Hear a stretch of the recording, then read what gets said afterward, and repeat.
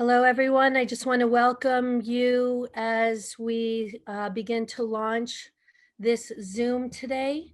We're going to give it a few minutes to make sure that everyone has a chance to log in and so that we can get the room filled up. So just hold on tight for one moment and we will begin the Zoom session.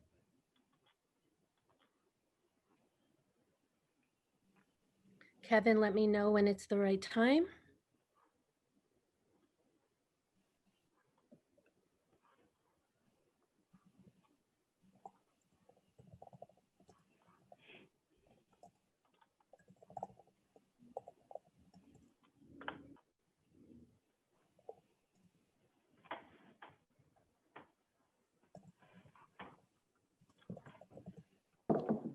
We'll just give it one more minute. We won't wait too long because we have a lot to cover today and a lot of people to speak.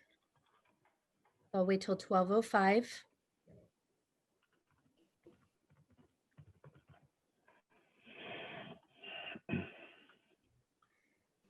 We are now streaming live on Facebook. Okay, great. Okay, I'll just wait one more minute.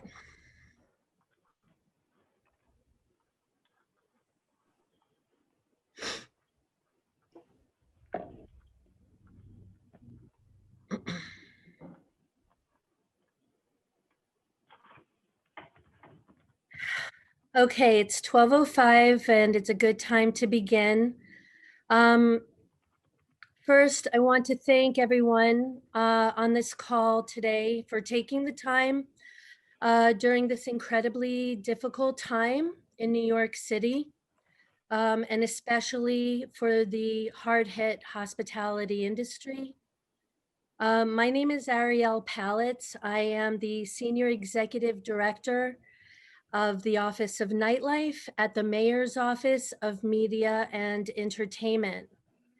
This Office of Nightlife has convened this multi-agency town hall today as part of our mission to be a dedicated liaison between the nightlife industry and the city agencies.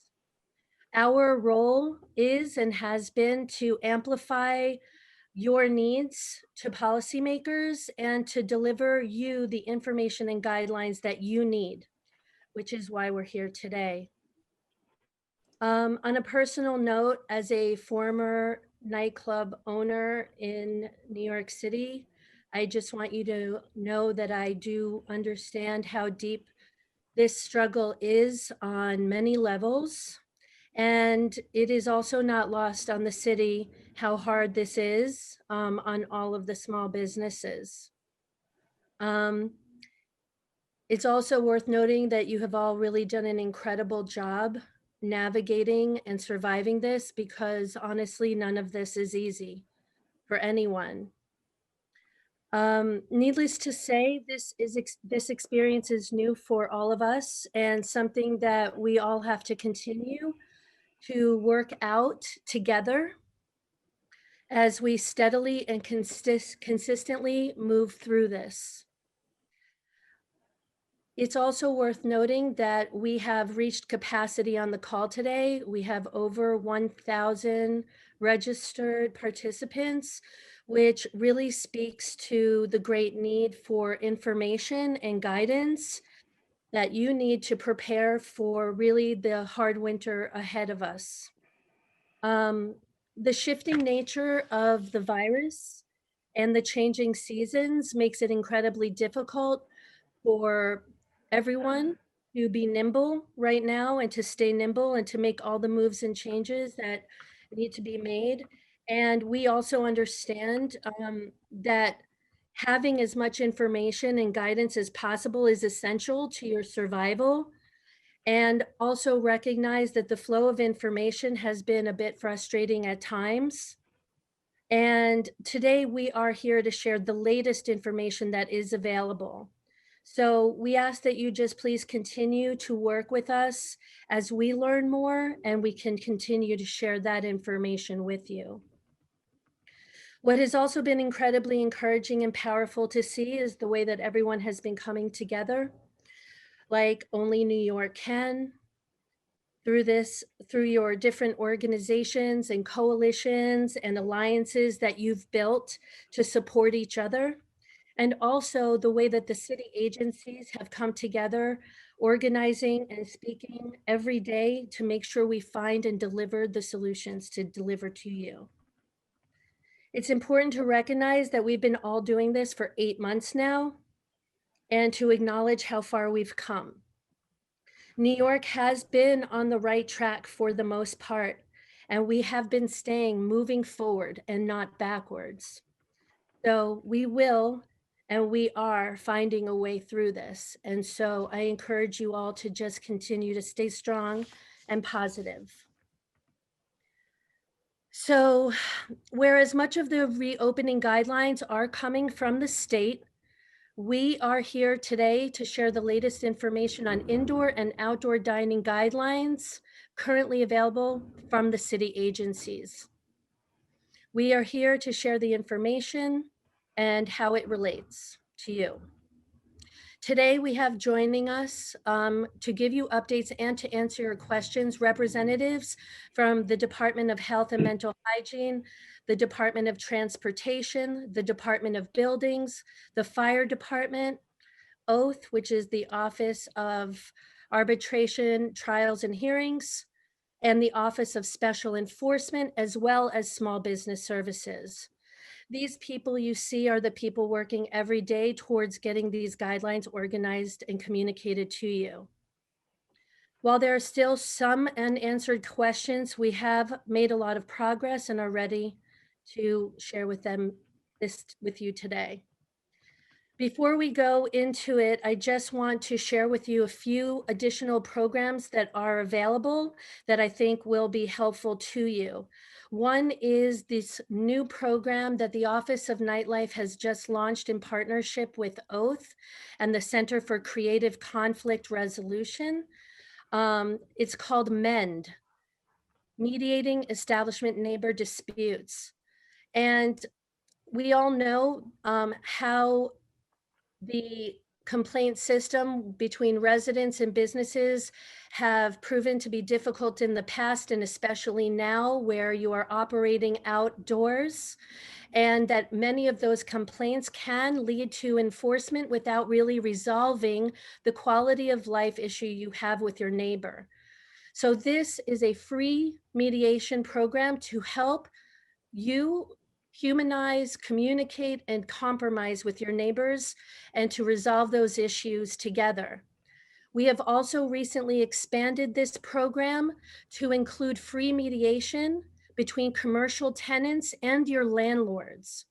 This is not a replacement for the legal process of contract negotiations, but if you are having issues with communicating with your landlord and just want to get on the same page and explore the possibilities of renegotiating in order to bring it to your landlords, to your lawyers, then this would also be a good service for you, and we encourage you to reach out.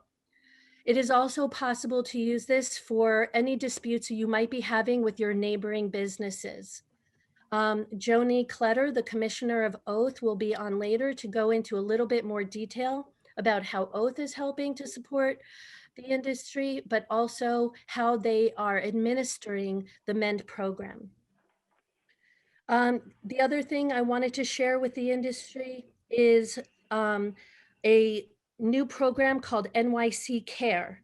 NYC Care is a healthcare access program that guarantees low cost and no cost health services to New Yorkers who do not ordinarily qualify or cannot afford health insurance. The program is available to everyone, regardless of immigration, income, or insurance status. And we really encourage you to be able to share this information with your employees. And we will have a card up during the Q&A that you can take a screenshot in order to share this really valuable and important information, especially during this health crisis. I also wanted to take a moment to acknowledge that not all nightlife has been able to take advantage of the in and outdoor dining programs.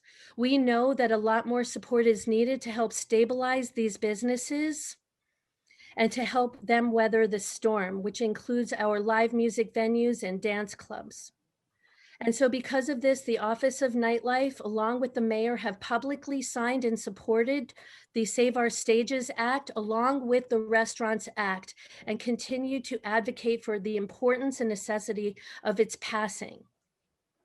Live music venues and dance clubs and other hospitality businesses are still very much at the top of the priority list for this office and this administration. And I do not want anyone to feel as though they are not being included in all the efforts to bring this industry back, not only thriving, but better. So now I will just give you some brief housekeeping before I introduce the city agency representatives, which will be followed by a Q&A. Each of the agencies will be giving a brief presentation on the latest information, and then we will be taking questions from the Q&A feature below.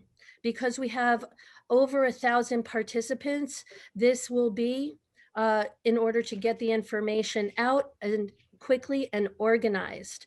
Jose, the Deputy Director of the Office of Nightlife, will be going through these questions, and he will be posing these questions to the relevant agencies. Please be sure to share all of your questions. Even if we're not able to get them all on this call, we will make sure to communicate them to the agencies and to include them in a FAQ that we are currently compiling with all of the multi-agency information and will be distributed. So with all of that said, we will begin, and hopefully we can get as many of the questions you have answered now. And so I will make my first introduction to Chelsea Cipriano from the Department of Health and Mental Hygiene. Thank you, Chelsea. Thank you, Ariel. Hi, everyone. I am Chelsea Cipriano. I'm the Executive Director of Intergovernmental Affairs at the Department of Health. We're all wearing many hats right now. I'm also working on a lot of our reopening efforts as we navigate this space together. I just want to echo what Ariel said. I think we have all had a very long 8 months filled with a lot of loss, both personal and health and financial. And so just want to open by saying, I hope those of you who are listening are well and healthy, and your families remain well and healthy. And we understand that this is a really hard time. And these requirements that I'm gonna very quickly go through, because a lot of these, I'm sure you all know them and you have them bookmarked as I do. They have come, reopening requirements generally for New York City have come down from the state Department of Health and the Empire State Development Corporation. And so we're really seeing our role as a city to help navigate those, help answer questions where we can, and where we can't, refer to the state or try to get that additional clarity where we know you need it. So I won't dive too deep into the requirements. I'll just hit some very top line pieces of the state requirements as it pertains to indoor dining. Very quickly, I hope everyone knows the New York Forward website. That's the state website where all of these reopening guidelines live. Before you can reopen as pretty much any type of business or establishment in New York City right now, you need to go online and attest to New York State that you will follow all of their guidelines and read, understand, and then attest. They're posted in multiple languages, and then also submit a safety plan. So once you've done those things under New York State, they allow you to reopen. And then, you know, I know we have folks on to speak about enforcement, but the enforcement of these requirements are being led by both the city and the state. So those are on New York Forward. It's governor.nyc.gov /New York Forward, I think. We can drop a link in the chat if folks haven't been there yet. But some of the key requirements for indoor dining include 25% capacity, Face coverings at all times except while seated. We recommend face coverings at all times except while eating or drinking, just to be extra safe there. The 12 a.m. to 5 a.m. prohibition on operating is new for indoor dining. There are HVAC system requirements that are new for indoor dining. There is a list of signage that you are required to post if you open your indoor dining establishment. We, the health department, with our city agency partners, have really tried through all of this to put lots of helpful guidance in one place. And so I like to refer people to the NYC business site, which we can also drop a link in the chat so that folks have it. And I'm sure, Ariel, your folks have shared that over and over many times with people, kind of a landing place for all dining information. But it takes you to the health department's website, where we have a page for posters and flyers. We've tried to help make the posters and flyers that you need in order to meet those state requirements. You can use them as samples or templates. And print them out or order them for posting. And they're on our site under a restaurant header, so you can just download and print them out. Additionally, the state requires screening, so you do need a temperature screen before folks come in, and if they have a fever of over 100, they cannot dine in your establishment. They should be going home. So those are just a couple of examples of some of the requirements on indoor dining as they differ from other types of reopening, including outdoor dining. I just want to take a really quick moment, and then I'll pass it to my next colleague, to remind everyone, if you've seen me before, you've heard me say it. If you've heard Ariel speak before, you've heard her say it. I want to bring everyone back to what we need to do to stop transmission of COVID-19 in New York City. We are seeing some very concerning data and trends across the country, where we're seeing increases in cases here in New York as well. I think most folks are aware of the governor's designated zones, where within the red, yellow, orange zones, there are restrictions on what can be open, including dining, businesses, and schools. And I'm happy to answer questions as I can about the zones. Those were designated by the state. And we await additional information of how those are being updated now that we're about to hit the 2-week mark since they were designated. But I do think that regardless of those restrictions, or in addition to those restrictions, we all need to remember our core 4, which are the 4 things that all New Yorkers can do to try to prevent the transmission of COVID-19. We're all in this together, and we all have tools at our fingertips to really do these really simple things that we can protect ourselves and each other. So those 4 things, if you haven't heard me say them before, are staying home if you're sick, really important, wearing a face covering, keeping 6 feet of distance, and keeping your hands clean. I like to add a 5th thing, which is get tested. We are recommending that all New Yorkers get tested, and just release some guidance on frequency with which you can get tested. And we have testing sites all over the city to try to facilitate that for folks in a low cost or free way. So we are here to help give you the resources you need to try to really stop the transmission and the concerning trends that we're seeing. So I'll stop there. Ariel, if there's anything I haven't covered, please let me know. Oh, before you don't even have to tell me. We know that, as I started, there's been a lot of loss and trauma during this time. People they need help, they need support, and it's okay to ask for it. We are encouraging everyone to get the help that they need in terms of mental health care. It's really healthcare generally, but also mental health care is really critical right now. We have our NYC well line that you can call at any time to seek care and services. And I will also drop that in the chat so that everyone has the number and they can give it to staff or use it yourself or friends and family. So thank you. We're all in this together, and we can, keep moving forward and avoid closures and additional restrictions if we really work together to practice core 4 and stop this thing. So thank you. Thank you so much, Chelsea. And I just really want to reiterate that the Q&A, we're keeping these presentations as short as possible. In fact, transportation and buildings aren't even going to give a presentation so that we can get right to your questions as soon as possible.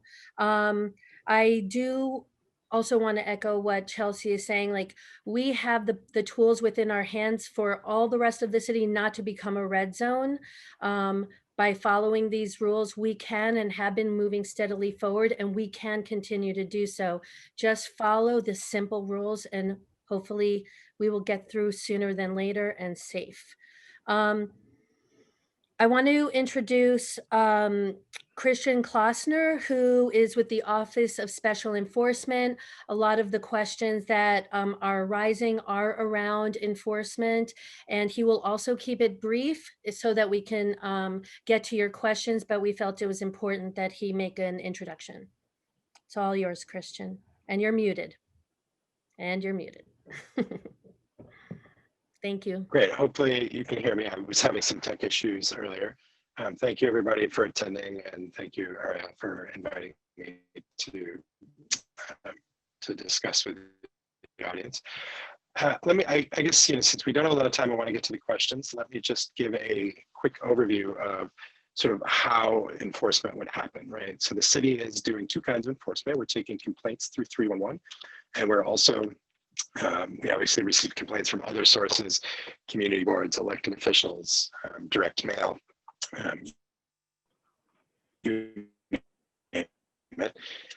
And we also do general problems. We'll go to those corridors and conduct location by location enforcement. I know one of the things folks wonder is who's going to show up at my door. The answer is the city. It could be someone from a number of agencies. This is all hands on deck. There's not a single city agency that isn't involved in responding in some way to COVID, and all of the city's inspector lines are being deployed in various ways for COVID inspections. So it literally could be someone from any agency. They all have the authority to conduct these inspections based on the executive orders. And in general, they're all going to conduct inspections the same way.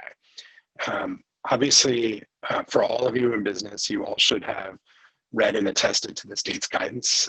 You should be following that guidance to a T. You know your industry is better than the inspectors for sure, and know what the specific guidance means.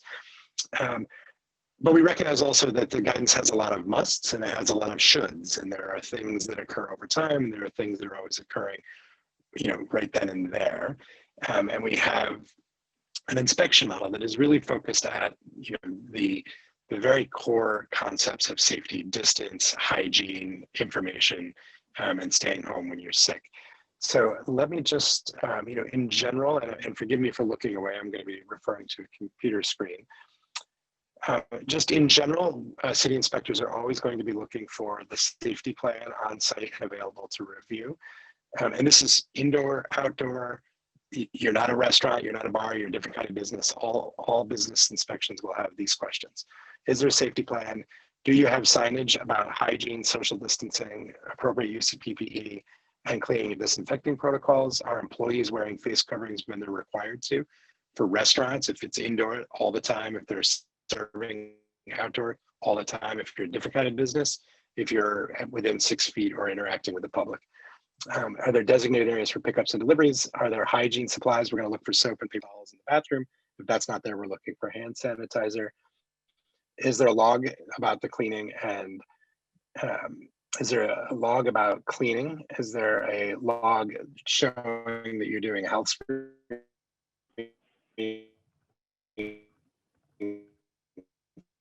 We're losing you a little bit, Chris. Employees, and do you have replacement face supplies? Things that every business is going to ask. I'm sorry for everybody. Can you hear me now? Yeah, it's just getting a little robotic. Hear me now? I think so. Oh, Right. okay. But you can folks hear me? It's a little robotic, but what I'll just say is that essentially the inspector checklist that Christian is reciting is also actually incorporated into the multi-agency what to expect when you're being inspected checklist that will also be available in the chat, and is also available really at the restaurant reopening website and the Nightlife website. If you have the what to expect when you're being inspected checklist and you follow that checklist, you will know what Christian and his team are expecting when you're being inspected. So it's important to really read that and check through it. Maybe Christian, we can give your audio another try. Sure. Can you hear me? Is this working? Okay. Much better. Great. So for indoor dining, the major thing that we, that if we find this in a violation, it will result in, if we find it not in compliance, it will result in a violation, is if you have full capacity indoors, you're going to get a violation. All of the other things that we're looking for, it will depend on the egregiousness of the conditions. It could depend on how many warnings you've gotten in the past, or if you've got violations in the past. We are going to check to make sure you have the sign posted for maximum occupancy. We're going to make sure that you're using thermometers to screen indoor patrons. We're going to make sure that you are collecting the required information for at least one person in every party. That will allow contact tracing. We're going to check to make sure you're storing that information for 28 days, that you're limiting tables to 10 patrons. Obviously, if you're in a red, orange, or yellow zone, there are different rules about how many. You can only have 4 at a table for in a yellow zone. We're going to look to see if your silverware is prepackaged or pre-rolled, and we're going to ask questions about central air. I know that this is a very ambiguous part of the rules. We understand that, and so we're going to first ask if you have central air. If you do have central air, we're going to ask you to provide the documentation that shows that you have either the appropriate filters, or the guidance talks about if you can also provide a certification that says that your system can't handle those kind of filters. We'll look for that. If you don't have central air, the inspectors will be asking you, what are you doing to increase ventilation? And they'll be taking notes on what you're doing. In general, we know that that's a very hard area to comply for. And so it's unlikely that you would receive a violation solely based on the HVAC requirements, but we are going to check on it and see, we're looking for best efforts. We're looking to make sure you're thinking about the safety of your patrons and your workers. That covers the inspection checklist. Like Ariel said, it's in there. We're not trying to surprise everybody. We're not trying to do gotchas on very hyper technical rules. These are the things that any layperson can walk in, any inspector from any agency can walk into your store, walk into your restaurant, and either see for themselves or ask you to produce. You can certainly expect that they will tell you who they are, what agency they're from, and why they're there. And you can expect that they'll be able to direct your resources. But there are other folks on this chat who can talk more about the resources available. So I won't. Thank you, Christian, very much. I know you'll probably be. I'll stop there and I look forward to your questions. Thank you. You're having more technical difficulties, so let's try and stabilize that. But we heard your message and it was received. Just because of the technical issues, I'm going to try turning my video that off didn't to see if that helps. It did not help. Maybe go and come back.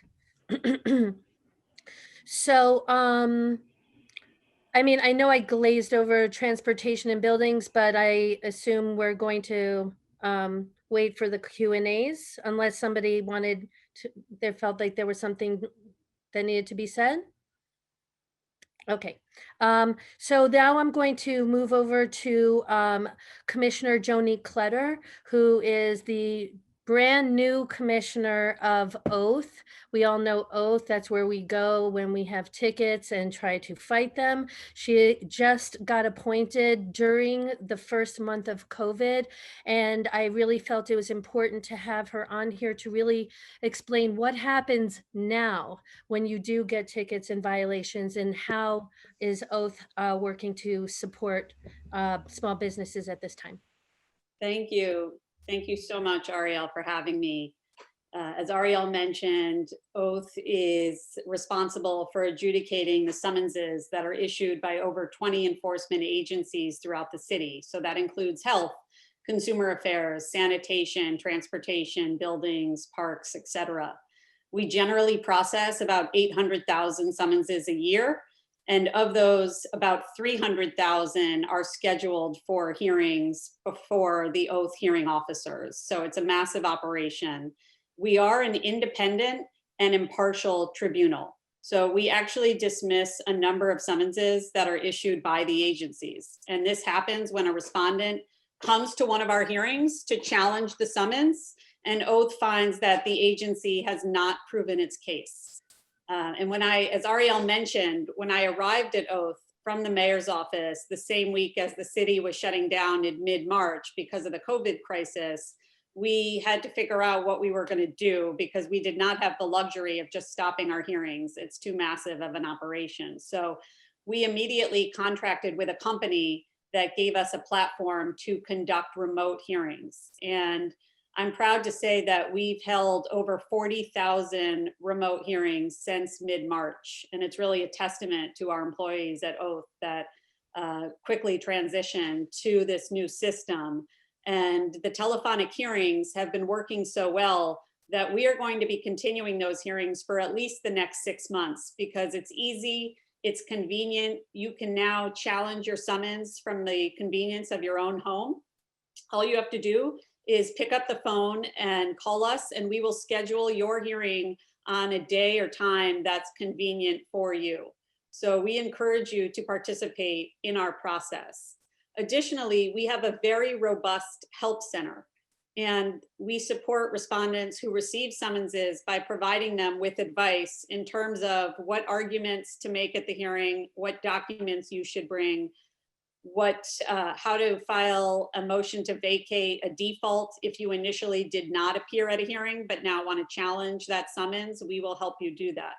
And some summonses may be curable.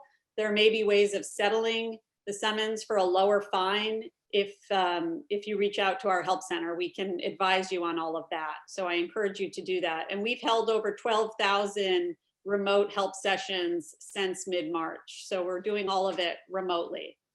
When I came to Oath, assisting small businesses was a top priority for me, especially given COVID. And we created a small business unit within our help center that specializes in the particular challenges that small businesses are facing. So we have dedicated web pages with fact sheets. We have specialists in our help center who can advise small businesses. And we have a specialized email address that you can use to email us for assistance. So I hope many of you will utilize our services. As Ariel mentioned, we just announced a new program in collaboration with the Office of Nightlife around assisting small businesses who either one, receive a quality of life complaint like noise or garbage from a neighbor, or two, they need assistance with a landlord mediating an issue around rent or other types of issues that may come up. And our hope is that before a summons gets issued by a neighbor who makes a complaint regarding noise or garbage, we can actually resolve some of those complaints through our mediation program and our Center for Conflict Resolution. So we can put the link, I think we've already put the link to the press release and to our webpage regarding MEND. And I know someone posted in the chat, or someone posted a question around a neighbor that was throwing coffee at patrons of their restaurant. And so that could be a perfect case for MEND. And I hope you'll reach out to us about that case. And one of the other new initiatives we're working on is making Oath more technologically innovative. So in addition to our remote hearings, we're also now using text messaging as a way of communicating with respondents, because we know a lot of people are transient right now. A lot of people are not opening their mail, and the US Postal Service can be slow. And so if you opt into our text messaging system, you can receive real-time updates about your case and about the decisions and about any information regarding your case. So we hope you'll opt into that as well. And that's essentially what I have for now, and I look forward to hearing your questions. Thank you. Thank you so much, Joni. Incredibly great work that you've done since you came back or came into this position. So appreciate you making it easier to navigate those summonses and hearings. We're going to go to Stephen Picker from Small Business Services as the last presentation, and then we will devote the next hour to your questions. Thank you. Hi, all. Thanks so much, Ariel. I really want to thank all of you who have joined us today. We understand your time is incredibly valuable, especially during this particular time. But obviously, it's critical to get this information out and also to hear from you to inform the work that we do. So thank you for coming. My name is Stephen Picker, as Ariel said. I'm the Executive Director of the Food and Beverage Industry Partnership at Small Business Services.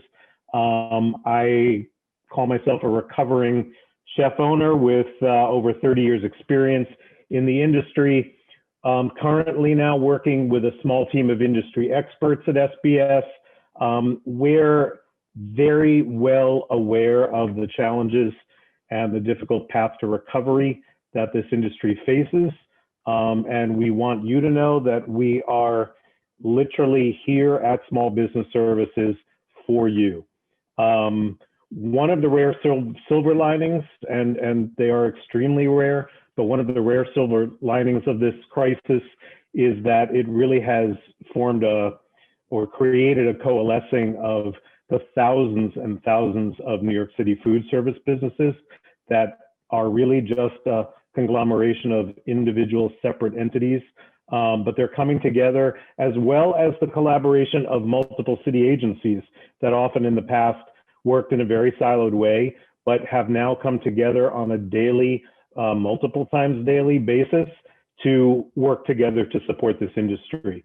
So the path ahead really is not just about reopening, but the conversations are about recovery from this, stabilization as we move forward long-term, and growth of this industry in the city.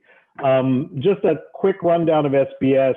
Obviously, New York City Department of Small Business Services offers an enormous number of services and resources for small businesses.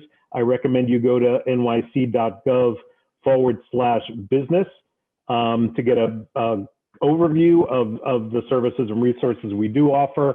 I can very quickly say SBS has distributed over 6 million masks to businesses citywide. We've got a PPE and reopening supplies directory on our website to help you locate PPE and other supplies needed for this reopening process. SBS offers a commercial lease assistance program, which is a no-cost legal service designed to help businesses with their commercial lease issues and their landlords. We offer an enormous number of online business education courses and webinars. So there's a lot going on. Specifically as relates this emergency time, I want to just bring a couple of things quickly to light. We've got the SBS Small Business Hotline, which for anyone that doesn't know is at 888-SBS-4NYC. Any questions you have about anything to do with small business reopening at this time, I would direct to the hotline. SBS also offers virtual compliance consultations, which offers no cost no cost consultations to help ensure that you are in compliance with your indoor and outdoor setups and following all guidelines. I would call the hotline. That's the easiest way to get through to a compliance, to make an appointment for a compliance consultation. SBS has also been doing a lot of work to create the Restaurant Reopening Guide, which is at nyc.gov/restaurant reopening. We're really trying to create that as a centralized location for every piece of guideline coming from every city agency, because we understand that there's a lot to digest out there, and it's really the only way to make sure that everybody gets quickly all the information they need. And then really just a final word about the Food and Beverage Industry Partnership Team. The industry partnership is really designed to be an intermediary between you and your businesses, other industry stakeholders, and the local government. We are primarily here to ensure that your voice is heard and your priorities are raised in the development of all programs and initiatives designed to support this industry. We are here to foster collaboration and partnership to get through this crisis and come out the other side better and stronger. So honestly, at the end of the day, I will end with the Food and Beverage Industry Partnership and SBS is here to try and make as clear as possible the tons of information coming at you, clarify guidelines, answer your questions. So I really do urge you to reach out and utilize the hotline and our team as much as you need to. So thanks again for joining us today. Thank you so much, Stephen. Obviously, there's so much that we do that is in concert with each other, and we are on the phone every single day working together to deliver those promises. I think it's worth mentioning, which just came over the wire, that the commercial eviction foreclosure moratorium has been extended through January 1st, which was just announced today. While we've been on the phone call, and wanted to share that with you, which I hope will help make decisions as you're moving forward. So now, without further ado, let's start hearing from you. And Jose has been going through the Q&A. We have many, and so let's begin. Great. I'm seeing several questions regarding the storage of propane tanks. Can FDNY go over the regulations that have been approved for storage of those tanks? Are any changes anticipated regarding those regulations? And are there any examples of potentially approved storage facilities? Good afternoon. Thank you for allowing me to be present at the meeting. I have been trying to provide some answers on FAQs, but I'm not, questions more coming in than I can provide the answers to. So in general, the FDNY Fire Department guidance for the use of propane heaters is prohibited to store containers, propane containers in size exceeding 1 pound. So the storage of 1 pound propane containers are allowed to be in the building or outside of the building. If it's outside, the maximum amount is 45 containers, 1 pound containers. If a storage outside, which would be preferable, have to be at least 10 feet away from any openings or any source of heat. If it's indoor storage, which also acceptable as long as above the grade, and in the area that has a sprinkler system protection, and in the metal cabinet, which would have a signage, LPG storage, no smoking allowed. Storage of containers exceeding 1 pound is prohibited by the fire department guidance. In order for a person or business owner to have a storage, they would require to file plans with technology management and obtain approval and obtain a separate permit for it. I do understand the standards are kind of strict because of the high hazard of propane and consequences that could happen in case of accident happened. At the moment, we are not planning to reduce the requirements for the storage. Right, so if a business owner would like to apply, he would have to go through the process for a review process. Yes. I believe I answered all questions. But there's not going to be any changes that we can foresee right now. The guidelines that have been implemented are the ones that they can rely on, are the existing guidelines that they can begin to follow without. That's correct, but we are not expecting to make any changes to the storage. That's correct. We're also going to add into the chat, not the Q&A, but the chat, all of the links and all of the phone numbers that everyone is talking about. And we just added the most recent FDNY guidance that provides the general information regarding the heaters. So this is the most updated as of yesterday guidelines on the heaters that are available right now. Jose, thank you. Sticking with the propane heaters questions, a couple questions regarding the T93 certificate of fitness. Can a T93 holder work at multiple locations? And will the test be available online, and how expedited will that testing be?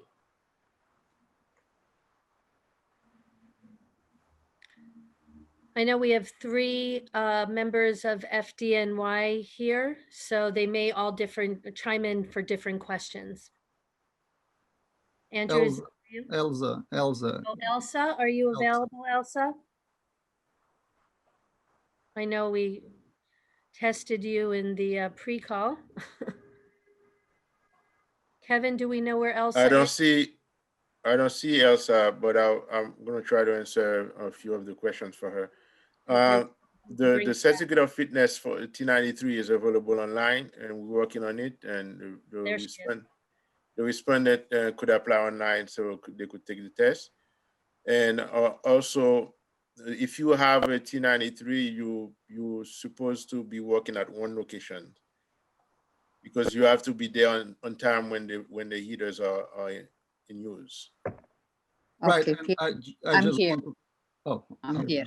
Okay, sorry. Oh, you're here. Okay, Elsa is here. Yes. Go ahead, Elsa. Yeah, for multiple locations, they have to bring a letter from the employer stating the multiple locations. You could have multiple certificates because it's premises related based on the location, but they could work at one place at a time. But they could work in any place they want, but they make sure that they should be there. So we could issue them for multiple locations, because I know some restaurants, they send people to different locations to fill up for absence of staff. Okay. For clarification, so one person can have multiple venues on their certification, but there needs to be someone on premise, on each premise at all times who is certified. So Yes. if you have multiple locations, it is best to have also multiple certified personnel. Yes. Yes, So it's also recommended that you may even want to consider certifying more than one employee at one location, so there is always somebody there at any given time. Correct. Thank you. Correct. Oh, Yeah, correct. thank you. Jose, next. Yeah, one more question on propane heaters. This is from Tara.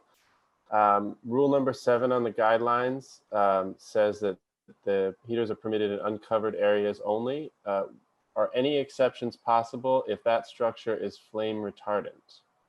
And if so, what would be needed to verify this? I'm actually typing up the answer for it, but it's good that, so no, it's not going to be acceptable direct heating under the tent. It's important part to understand that the use of a propane heater possesses multiple hazards. One of them is a heater itself as a heating device that can produce heat and can cause an accident fire. The second, which is the biggest problem that we have at this point, is a presence of propane as a compressed flammable gas. So by placing so the recommendation, or not recommendation, the inquiry really is, if I'm going to flame proof, would that be acceptable? By using a flame proofing, that might kind of prevent from incidental heat or fire. However, it's not going to prevent from incidental discharge of the propane itself. So there is a strict requirements in Chapter 24 of the Fire Code to maintain membrane structures, including tents, at least 10 feet away from propane containers. One of the biggest problems, the containers itself, it is equipped with a pressure relief valve, and up in certain temperature, it's going to dump the flammable gas, which can create an explosive environment. The department at this moment is thinking through or working on internally. I mean, in order for you to heat a tent or membrane structure, you really would have to go through a variance process. Currently, we do allow, like if you have a street fairs, we do allow to use a propane for heating purposes, but it's going to be indirect heating, such as you're not going to be able to place a heater itself under the tent. There is specific requirements that you would have to follow through. So, but you would have to go through the variance process. Thank you for that clarification. I think it's important to just acknowledge that all of the safety guidelines and inspections during this time are primarily and solely for safety and health, and not for any other reason. Elsa, I saw your lips moving, but you're muted. Did you have something to add? No. Okay, thank you. That's, Jose, could you please go to the next question? You're muted and off camera. Yeah, so I'd be asking the next question, Ariel. Okay, thank you, Kevin. So this is a question from Chicago. They ask, restaurants that have only counter seating are sometimes the only seating that they have, or they comprise a large part of their restaurant. If proper barriers are constructed, can the counter seating then be used?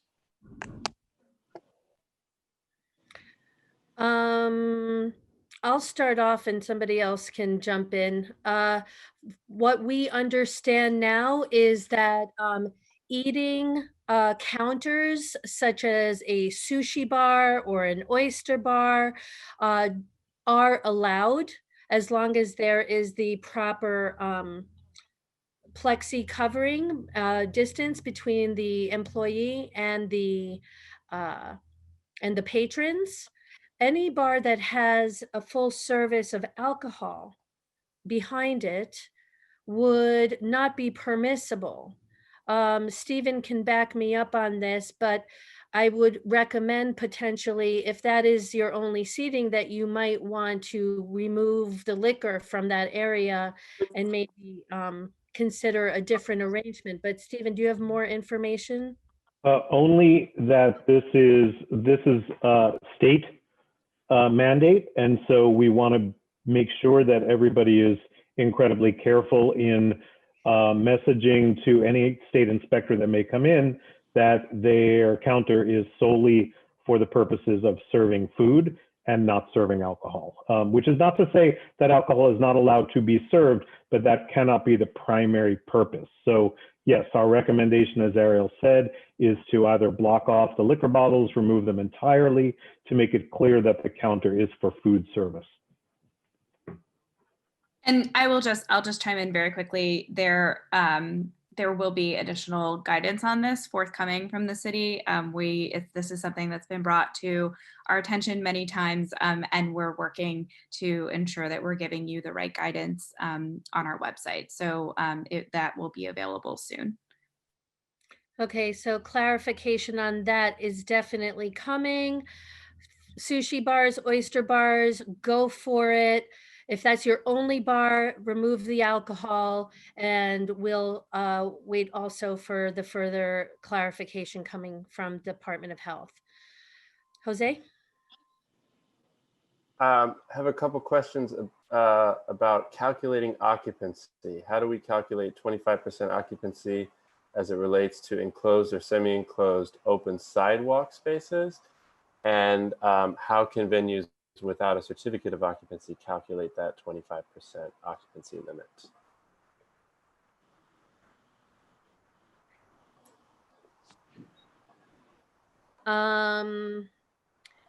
I believe that Christian might be able to chime in regarding that. I think that, well, go ahead, Christian. Sure. Obviously, if your facility hosts can hold 74 or more, you have a public assembly permit. Oh, that's better. Keep going. You can hear me now? Yeah, keep going. Yes. Okay. I'm so sorry, everybody. The 25% occupancy, if you're 74, you need a public assembly permit that, and you will know already what your occupancy is. Generally, that's required to be posted. You simply divide that by 4, put it on your maximum occupancy sign, put that up. If you are under 74, it may be in your certificate of occupancy, it may be in your plans. Hopefully you know this number already, in which case you would use that number. If you do not know that number, we are very close to having DOB guidance. I can say that what we have trained people on is if they cannot determine themselves the 25% number, that what, you know, we're not giving anyone a violation because we say, well, you're at 26%, right? If we come in and we see that it's full, when we come in and see that it's half full, that's a problem. If we come in and we see that the maximum occupancy posted says 30, and we see 30 people in there and the place is full, then we may question that number. But if the inspector walks in and sees that it looks like it's about 25% full, then until we have this further clear guidance on how to calculate the amount, you shouldn't receive a violation. I know we've been getting a lot of questions about that, and so I think that's very helpful in clarifying for people to know what to expect. I think, you know, we all can see a room and we know 25% when we see it. And so it's important to go with what feels and looks correct and what feels crowded and what doesn't feel crowded, and to use your operator guidance from within you to make sure that it is not only correct, but that it is the perception of it is also correct. And as Christian mentioned, the enforcement on that is based on what it looks and feels like, not just what the number is on the door. So make sure it looks and feels safe as well as is safe. Jose, next question, please. Thank you, Christian. Thanks. We have a few questions about outdoor tents and other structures. How are outdoor sheds in the street seating and sidewalks being regulated? We've seen temporary roofs with corrugated metal and walls put up, which works and looks nicer than tents. Does this require DOB approval, and are roofs other than tents not allowed? Yeah, hi, this is Monty from DOT. So, you know, I think in the mayor's announcement, he referred to it as tent enclosures. So what we're looking for from DOT's perspective is more sort of flexible and movable materials, especially with the winter coming. We're a little concerned about the snow on the structures, but also when the plows come through, that we want to have things out there that people can move out of the way if they need to. So we are also, I see there's also been some questions about the barrier guidance, which we're also working on. And I think when we put that out, what we'll aim to do is try to have a little more specifics about the types of materials for roof structures as well. As far as DOB, I think they usually get involved if it's over 400 square feet. I don't know if there's anything more on that front. This is DOB. No, thanks, Monty. You are completely correct. So anything over 400 square feet would require a permit. As for structure goes, it's really important that it is flexible, movable. Speaking specifically now to the winter months, I know that there was another question or concern about snow, and so when there are snow alerts, outdoor dining would not be allowed. And so please pay attention to that. My colleague Joseph is also on the line. Joe, is there anything that you wanted to add regarding to structures?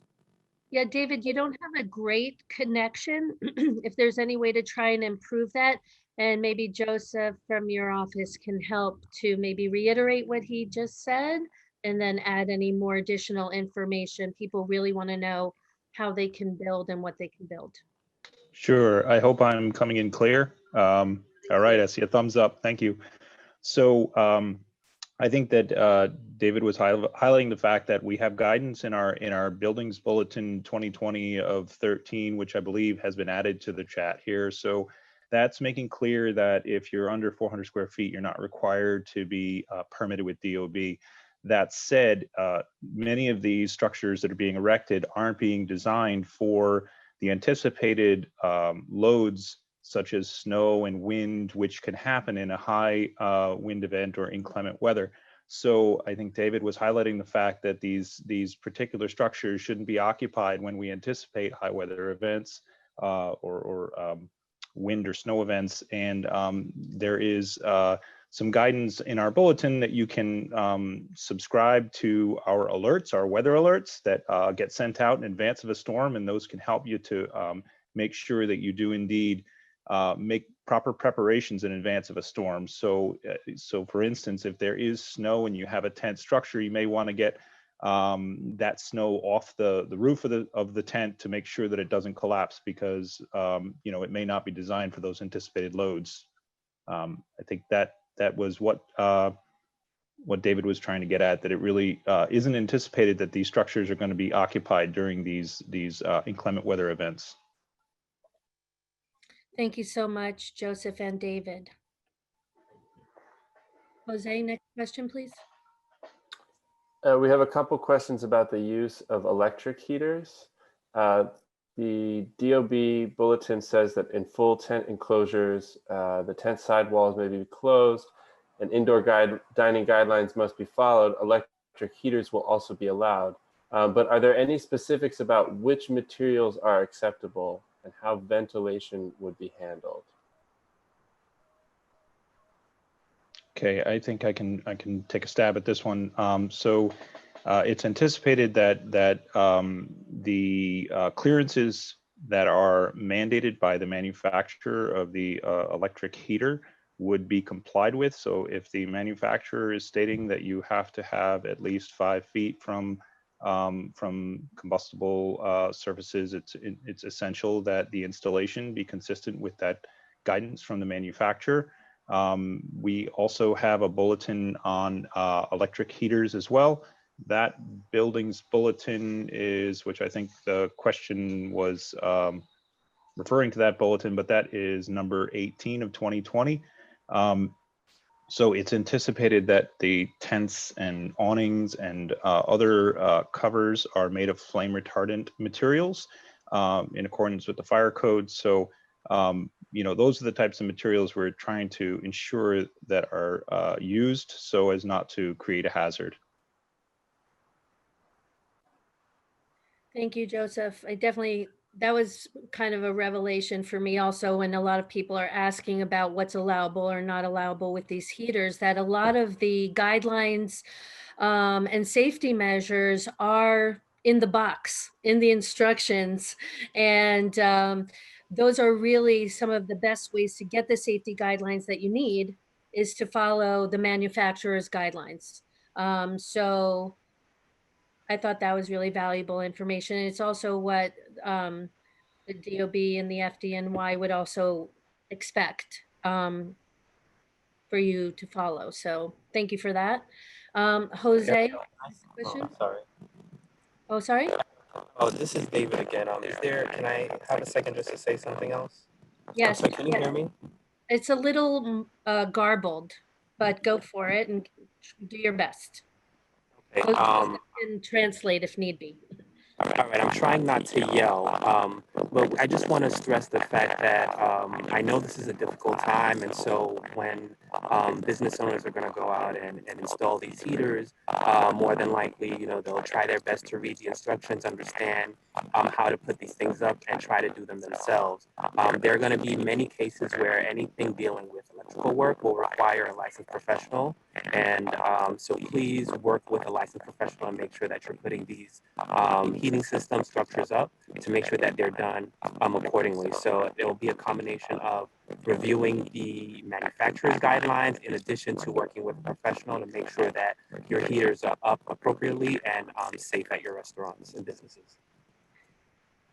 Thank you. That is a very important point of clarification. So yes, make sure that you have a licensed electrician when installing your electrical heaters to avoid any unnecessary problems, and also because it's required. So thank you. Right. Correct. There may be permits that are involved. And so if you're not familiar with the permits, your licensed electrician will be and should be. So they would know what's required to set up the heaters. Thank you so And much, David. If I could just elaborate real quickly on that, the buildings bulletin was added to the chat, and it talks about the fact that your existing electrical system may not be adequate to carry the loads associated with all these electric heaters. So it's really important to make sure that you have an electrician come out and evaluate your existing system to make sure that it won't be overloaded and become unsafe. So it's anticipated that adding all of this additional load to your electric system may require some modifications to that system. And as David rightfully points out, we really only want, or it's only legally only a licensed master electrician can perform this type of work. Thank you, Joseph. Jose? A couple more questions about tents and outdoor structures. What are the regulations for folks using outdoor bubbles? And does a windowed fence, such as a tent side with a window or a plexiglass wall with an opening, count toward the 50% maximum enclosure?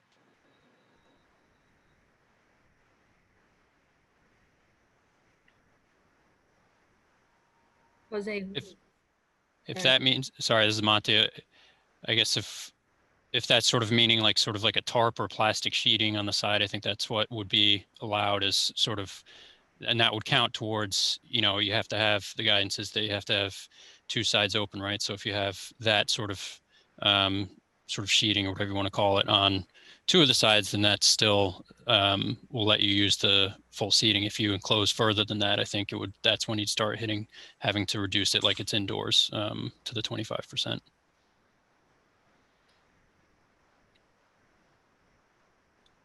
I hope that answers the question. Jose? Thank you, Monty. Okay, couple questions about screening logs. How long do businesses need to keep the screening logs for employees on file? And do they have to log temperatures for outdoor patrons who are coming inside to use the restroom? I don't know if Christian is frozen, or Stephen, if you have the answer to that. Actually, is Chelsea still on? I think she'd be best suited. Maybe a combo of Christian and Chelsea. Chelsea, are you available? If you can hear me, can you repeat the question? Hi, Christian. How long do businesses need to keep the screening logs for their employees on file?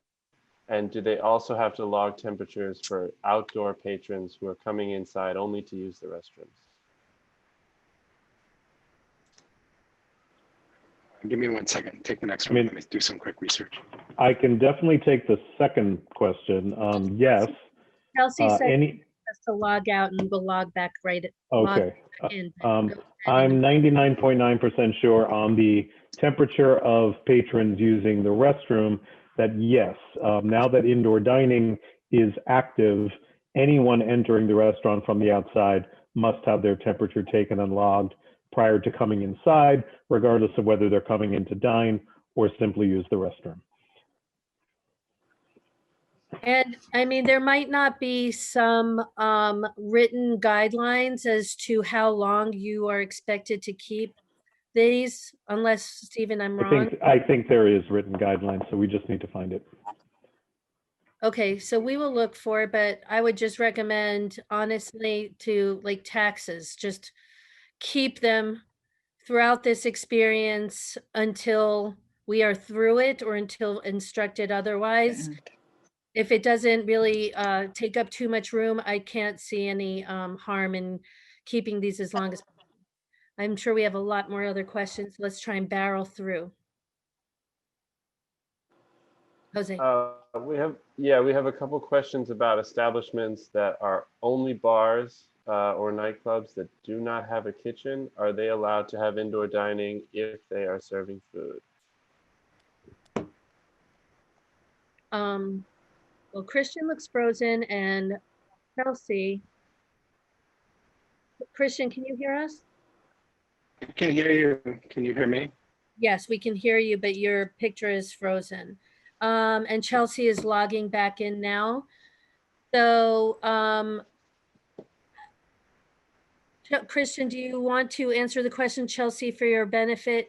It was what was the question? If you are not a restaurant and you're just a bar or another type of establishment, can you be open indoors? Was that the question? If you're serving food, if you're able to serve food but do not have a kitchen. I don't have a kitchen. I do not know the answer to that question, and I don't want to misguide. This may be something that we need to take back to the state. I don't want to misguide and give inappropriate advice here and mislead you. So this is a question that I think we should take back to the state unless one of my colleagues knows the answer. Christian, if a venue is open indoors and is serving food, substantial food, we also, I think it's important to recognize that, you know, this is the city and we have our inspections. The state is also doing their own inspections based on the rules and guidelines that they have, primarily of which, in regards to the food to alcohol ratio has been distributed. That guideline has been distributed by them. But it would be good to know, Christian, because I know a lot of venues are opening indoors right now that maybe historically have not served food, but are adapting to start serving substantial food in order to be able to open. And we want to make sure that they have the right guidelines. Chelsea, is there also, I would just ask if there's some sort of permit from the Department of Health that they could apply for now that would help them adhere to this new method of operation that they're adding food that might help to substantiate their business. I see. So any entity in New York City serving food needs to have a food service establishment permit from the Department of Health. Bars in New York City also need that certification. So it may be something you already have. I'm happy to drop the link down in the chat. I also saw a question about just while I'm here, I saw a question about our food handling certification classes. So I'll also drop a link for that as well. Can you hear me? Can I be heard? Yes. It's wonky, but go for it.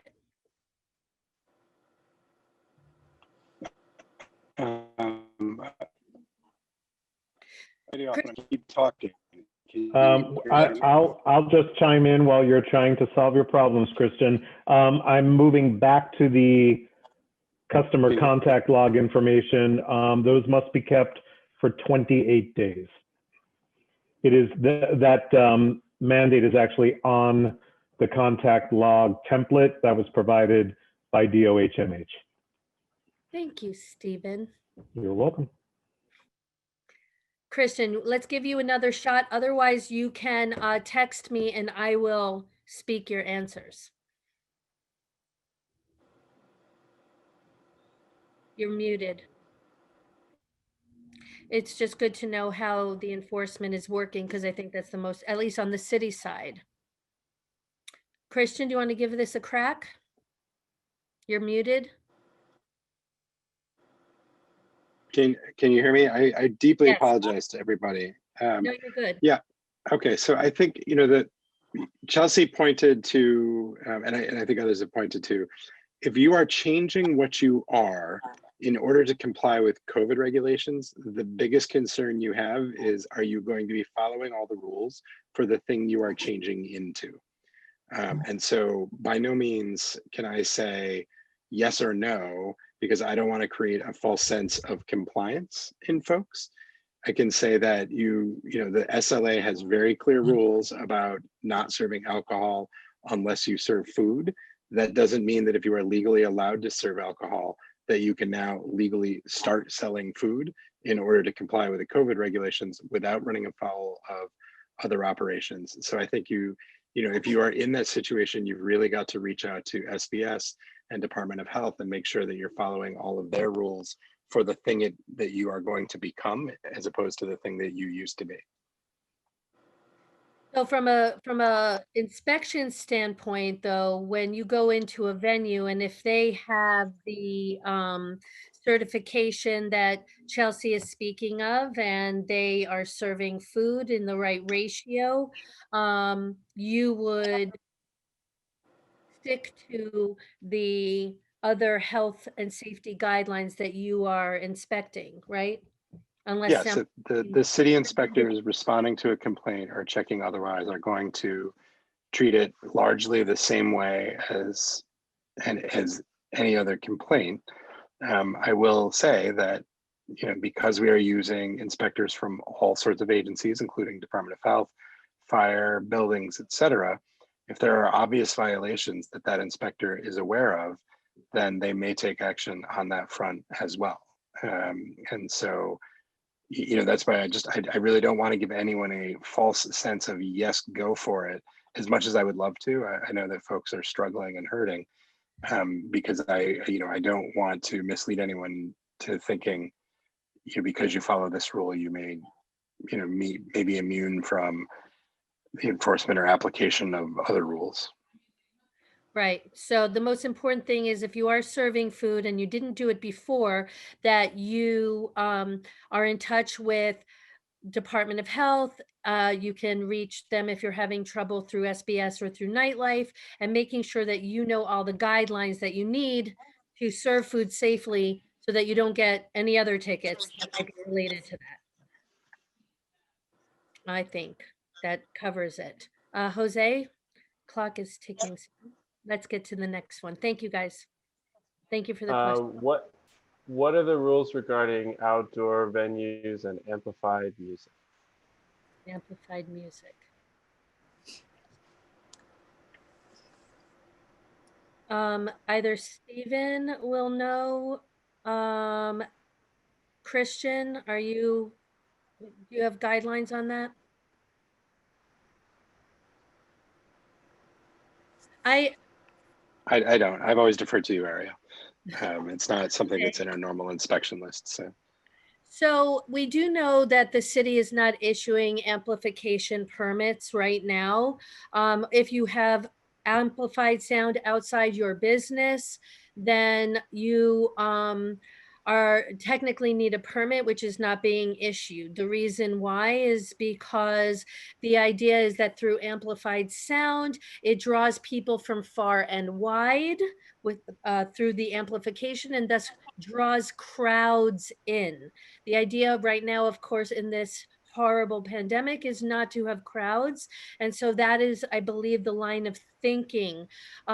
You are able to have acoustic music, and any music that you have outdoors should be background music and incidental to the dining experience. So you would not technically be allowed to have music or a band where people are coming specifically for that band. According to the state, you cannot have ticketed events or promoted events. We all know that this has been very complicating and difficult for venues that have historically made their livelihoods through ticketed and promoted events. This is something we hope will evolve through this, and we will eventually and hopefully soon and safely be able to have this allowance from the state. With indoor dining, you can also have live performance. The musicians must have a mask. They must be 12 feet away from the patrons. But again, it must be incidental music, background. I think the idea is if you have music outside, I know there are these roving jazz bands that are entertaining and they are not associated with your venue.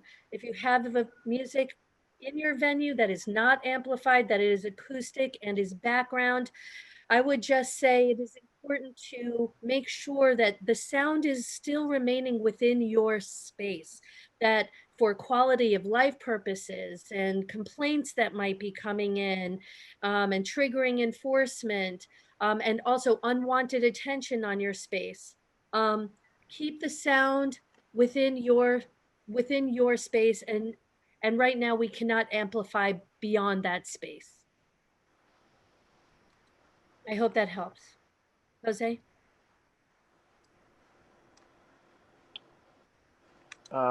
This is a question about electric heaters. Can you run cable protectors to the roadway areas for extension cords running electric heaters, such as past bike lanes or safety zones on sidewalks?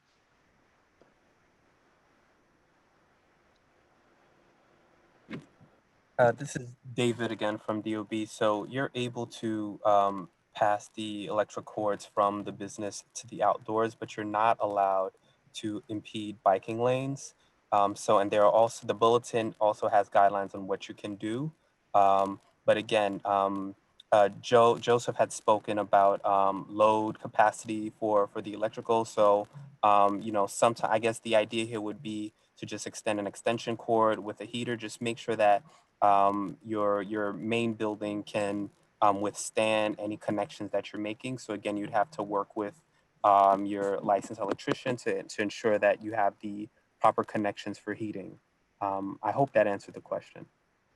I can elaborate a little bit more. Yeah, so it's clear that we don't want the cords running on bike lanes because they usually are covered with an accessible cover to make sure that they're safe for pedestrians and whatnot, and that could cause a problem for bikers.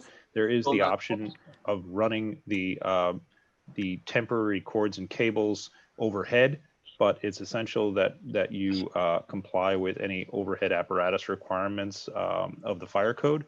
So just keep in mind there are some options to get electricity out into the roadway, but you just running them on the ground is not acceptable. So I hope that's helpful. And yeah, this is Monty from DOT. I just also want to add on top of that, as far as the bike lanes, the other issue is that sanitation runs their sweepers and their plows through there too. So we don't want them pulling those up as well while they're doing that. Yeah, we've been getting this question a lot, so I hope that this really helps to answer that question finally. Jose, next question, please. Question from Karen. This is for DOT. Are there any concessions possible for folks who are not allowed to keep their outdoor dining areas in the roadway 24/7? This relates to open streets, restaurants, outdoor dining. She says they are having trouble bringing in all the tables, chairs, tents, and now that it's getting cold, heaters are going to be used. This burden becomes increasingly difficult. Unfortunately, it's hard to say without knowing the specifics. I mean, sometimes it's a case-by-case issue, but there are issues like places where the bus lanes run, where those have to be taken in because the buses need to be able to operate during those hours as well. So unfortunately, we have to sort of balance whatever the other needs might be in that space. So that's why in some places it has to be a little bit more flexible than it might otherwise if it were a residential street that's a little more quiet. That's why we have to sort of keep having them removed for the hours that they're not in effect.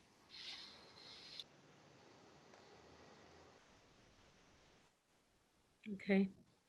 All right, I have a question from Indira. Indira is saying that local inspectors from the local precinct are informing her that she has to close her indoor dining at 11 p.m. instead of 12 a.m. What would we advise her to do?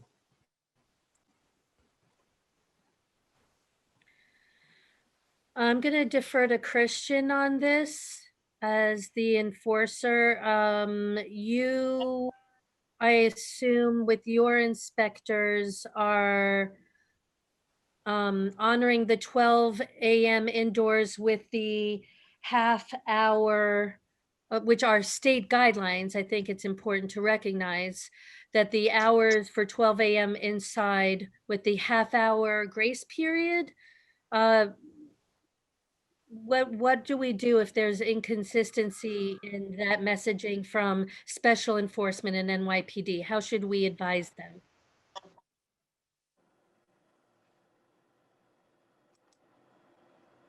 Can't hear you yet. Christian? We cannot hear you. NYPD is largely, I think NYPD and sheriff are large. Or what? Oh, I think we lost him. Are you there?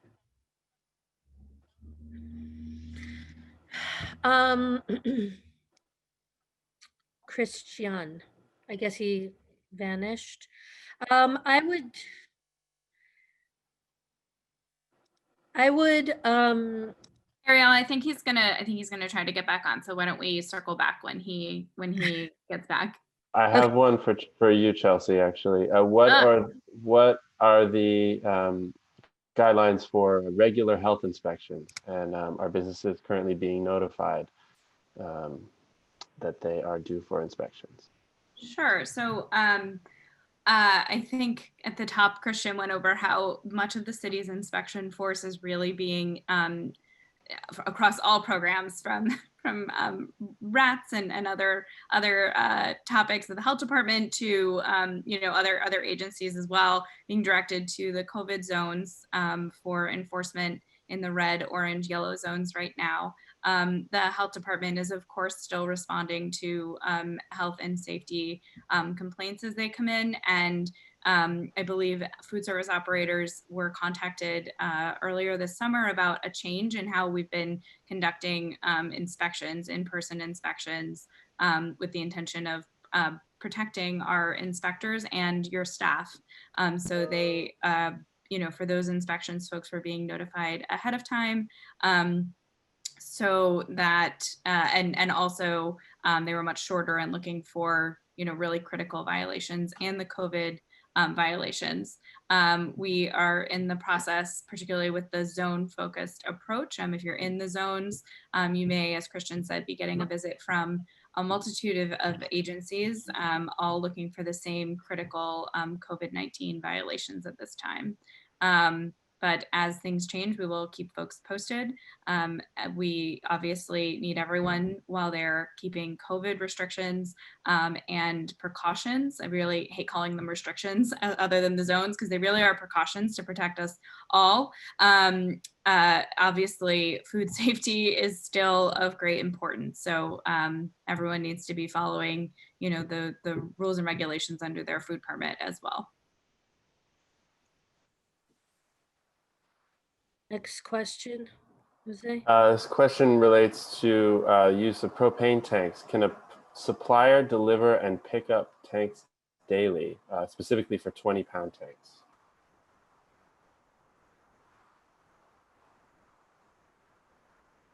Yes, the answer is yes. I already provided the answer. The answer is yes. This is what the expectation is, that the distributor will deliver on a daily basis and remove the containers on a daily basis.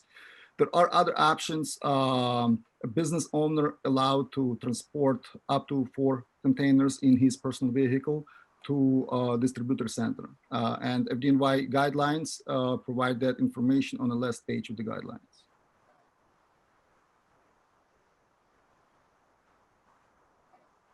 I realize we're at time. I'm going to push the envelope and try and squeeze in just a couple more questions, and then we will, I just want everyone to know that all of these questions, we are going to make an effort to answer them and put them in FAQs, and then return that FAQ with answers to the questions that are in the chat. So I recommend, if you still have questions, please enter them in, and then we will answer them in that FAQ and return it to you. I don't know if we got Christian back, but Jose, if there are some questions that you think are really pertinent, then let's get 1 or 2 more in and just push it, and then we will conclude and go on with our day. This is a short one regarding tents. Is the 400 square foot limitation per structure or per establishment? Some establishments, such as at corners, may have 2 tents, for example. I believe it's per tent, but DOB may want to clarify. Yeah, it is. Oh, okay, Joe, you can speak. Yeah, I think if the tents are immediately adjacent to each other and tied together, maybe to increase the size beyond 400 square feet, then that would qualify as one tent that's in excess of 400 square feet.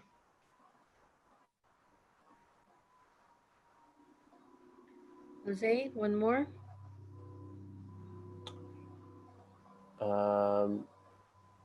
Can you have a tent or structure on the sidewalk?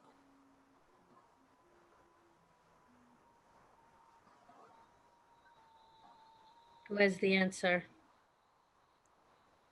You can have a tent or, yeah, a tent or umbrella. Yeah, it's sort of a tent similar to what we've been discussing, basically. And the tent should be secured, secured and weighted down. Okay, I mean, honest. Oh, sorry. Go ahead, Steve. Sorry, no, I just wanted to make sure and get one clarification out because we've gotten a little bit of incoming about this question and it's a little unclear in our guidelines. Although propane heaters are allowed to be used following the very specific guidelines for use on sidewalks only, they are not allowed to be placed within the 8-foot pedestrian throughway. So your sidewalk open restaurant setups that exist, the heaters can be placed within those setups, but that 8-foot clearance for pedestrians must remain clear. So basically restaurants have been asking whether propane can be put on the curb end of a sidewalk, in essence, to heat the roadway seating area. No, they cannot. Can you also clarify just with the opening of the windows and ventilation and 50%? Sure. So there has to be more than 50% open sides to be counted as outdoor dining in a semi-enclosed structure outside. So that can be 2 fully open sides. If you have a perfectly square tent, that would give you your 50% open sides.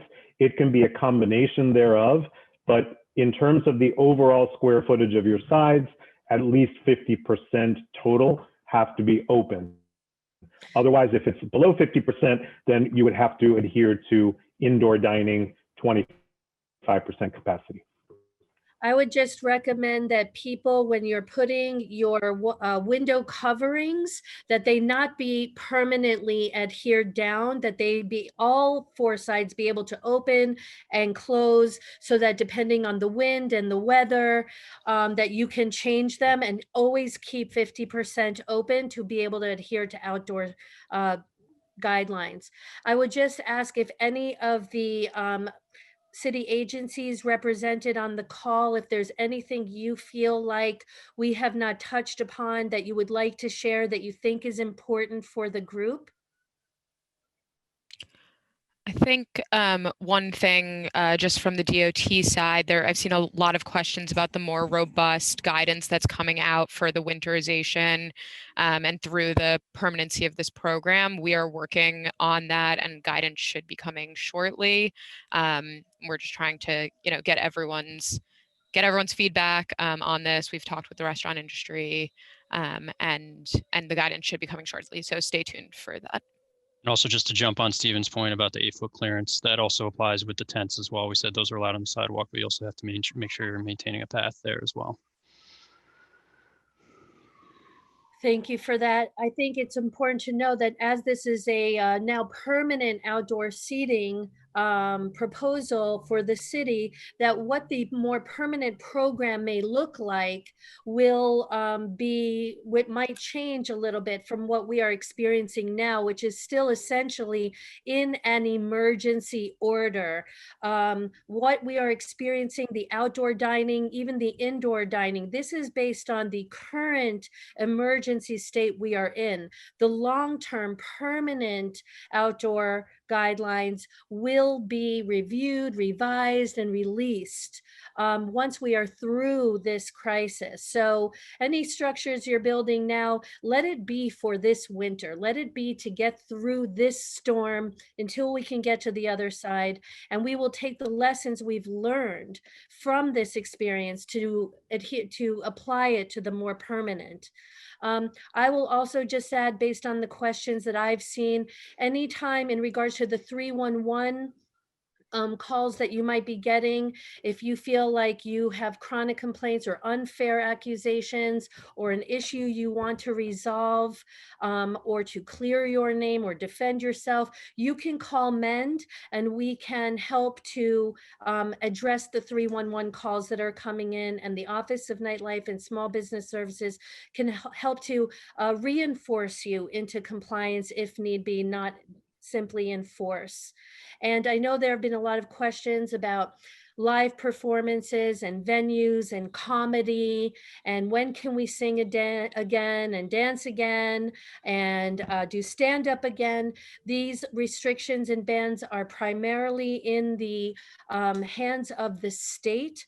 But I will just end by saying that all of the regulations and rules that are solely for the purpose of getting through this safely for our health and security of the city, they are all intended to be temporary, in the sense that we are hoping and moving towards getting through this. We are reopening and recovering gradually, moving forward through this. So whether it be 25% and when is it going to 50, the goal is, through all of these guidelines, to keep the numbers down, to keep the city safe, and to keep reopening and recovering until we are restored.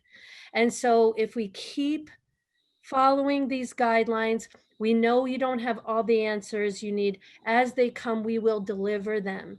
Follow them. We're all in a sacrifice right now. We want to do more, but we can't until we get through this.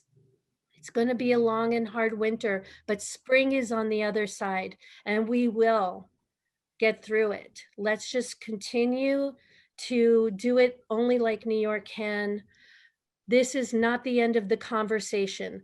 All of our agencies are available to you every single day.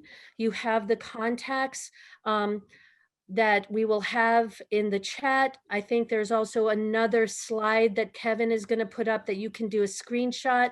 I recommend you all select and copy all of the links that have been put in the chat. We will select and copy all of your questions, and we will answer as many of them as is possible in an FAQ that we will return to you. Please reach out to us regularly. The best way that each of our agencies can represent you is to hear from you. We want to hear when something is not going right with your inspections. We want to hear when you have questions or concerns or even great ideas, because the best ideas are going to come from you. So this is a two-way street. We have to do this together. This is hard, and we're all doing this for the first time. So we're going to just have to keep going and learning as we go. And just know that we will get through this. Hang in there, stay strong, stay positive, and please get the support and the resources that are available. New York City has the resources, just have to connect with them. Go to the SBS hotline if you don't know where to go. There's real people on that phone, and they will answer your questions and direct you into the right place. So with that said, thank you to every single city agency that participated here today. And thank you to all of you. Over 1,000 people participated. Please don't hesitate to reach out. Be safe, be strong, stay positive, stay New York, and we will get through this. Thank you, everyone.